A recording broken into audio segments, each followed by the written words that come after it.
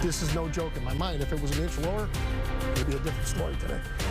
A Millbury man is just grateful that he and his wife survived when ice smashed into their car. Thanks for being with us tonight. I'm Lisa Hughes. And I'm David Wade. A piece of ice flew off a truck, smashing into their windshield. WBZ's Beth Germano is live in Worcester for us tonight. And Beth, this family has really been through a lot lately.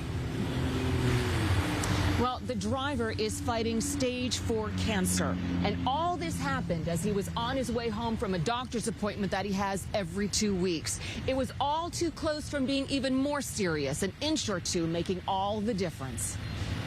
And it came straight down and smashed into the top edge of the windshield. The shattered windshield on Bob Gianetti's van, the impact he believes could have seriously injured both he and his wife. Like 2 to 3 seconds, it was that fast.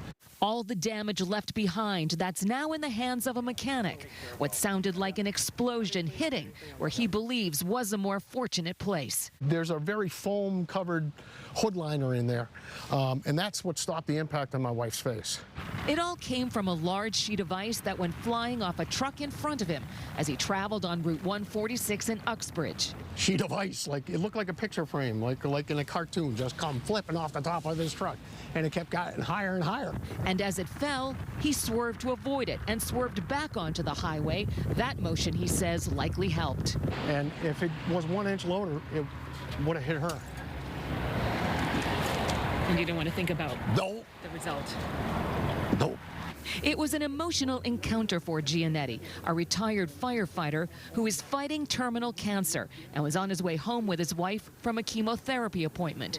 He says in spite of all this shattered glass, adrenaline kicked in and he caught up with the driver who was sighted, but keeps replaying the scenario over and over in his head. If it hit the middle of the windshield, if I didn't swerve out of the way, it'd be a completely different story. As his wife recovers from cuts to her face and a concussion, he says he's speaking out, hoping his story is a cautionary one for all drivers. Clean your cars. You could have killed my wife yesterday.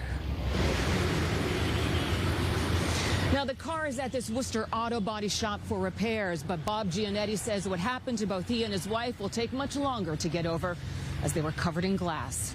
Reporting live from Worcester, I'm Beth Germano, WBZ News. So scary. Beth, thank you.